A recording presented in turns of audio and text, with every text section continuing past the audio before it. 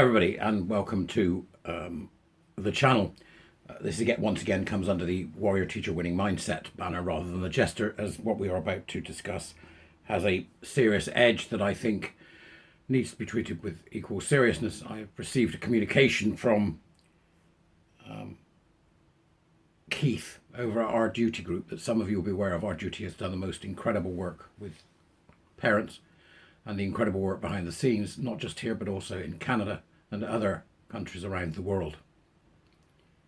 What Keith is doing here in this blog that he's written, which I will put the links into the description for you, is asking questions about CAS from the Our Duty point of view. And I think this is very important that we are able to engage with this and do so quite clearly.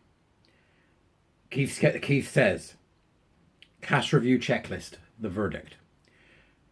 How do we measure the worth of the CAS review now it has come out, asks Keith. The CAS review final report has been published recently. I published a checklist against which we could measure it. Here is the list again with commentary as to whether the review made the grade. I do urge you to go and read this because I'm not going to give it to you all because Keith has written it. You can read it, right? So you can click the link and go and read the whole thing yourself. So I'll just give you some of it. Number one, the first question that Keith asked about the CAS review. Will it perpetuate the lie that some people can actually be transgender?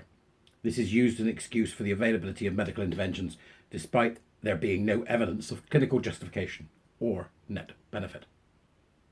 The answer to that is yes, sadly it did.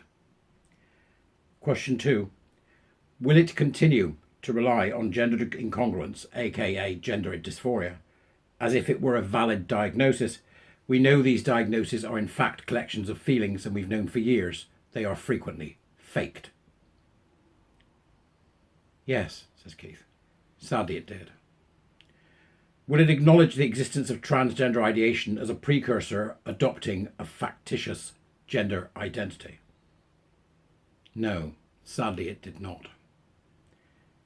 Would it acknowledge that its terms of reference were inappropriate in that it did not include adolescents over 18 years of age or even vulnerable adults over 25? Surely the review was intended to deal with the phenomenon of adolescent transgender ideation. Why did it not? Hurrah, says Keith, obviously happy here to see that that point was addressed adequately and was on point in CAS's review. Will it recognise that early intervention can be very successful at preventing the rumination that can lead to transgender ideation becoming persistent and sometimes intractable? If so, will such help be resourced appropriately? And Keith then says, nope, no understanding of the etiology of gender distress was evident. True. Will it use objective language? Or will it use the language of gender identity ideology and so perpetuate the lies of gender identity advocacy movement?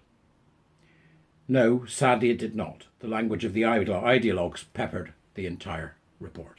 And at that point I'm going to pause so that you can go and see what Keith's got to say, what else is being said by Keith from Our Duty. And it's worth me mentioning, and hopefully for Keith as well, that within the report is a sentence that was pointed out to me by Clive, thank you very much for that, Clive, in which she states that the language used in the report is not necessarily the language that would be used by those in the review. This was a difficult report to write that had to cross multiple levels, and I think CAS did a marvellous job with that. It is now something we can build on. From my perspective, the next path for me, and I hope for those who are interested in getting involved in doing so, is to bring Manchester City Council to heel. They have pushed this extraordinary and disgraceful medical scandal and medical behaviour through their actions within the council, as well as enabling and encouraging the likes of Manchester Pride and the LGBT Foundation to become hard left groups, hard left identitarian extremists who have captured every single aspect of what was once the gay community in Manchester, that which no longer exists and is now in fact only a constituency. So I will be producing a video shortly talking about what I want them brought to book for. I've already written to the head of the council, I've written to the head of planning and a few other people about certain things, and I'm awaiting their responses eagerly because I've asked to meet with them. That will be available shortly, and will also, I think, be part of encouraging the people of Manchester to recognise that Andy Burnley knew about this and did nothing. Nothing, despite the fact that he's a mayor who's meant to represent us. Please do take seriously what Keith is pointing out. I'm very pleased that Cass is here, and I know that many of you are. Great to see messages from JK and also from Alison Bailey, who I hope is well. I miss her presence in the fight. I do really. And I hope that what we will then see is a move towards understanding that Cass is a springboard and that it provides us with a very firm base on which to do what comes next, which will be without equivocation, without negotiation, and without any middle ground, an end to the ghoulish behaviours of those who believe gender identity ideology and LGBTQI2S plus whatever it may be next is nothing but a hard left cult.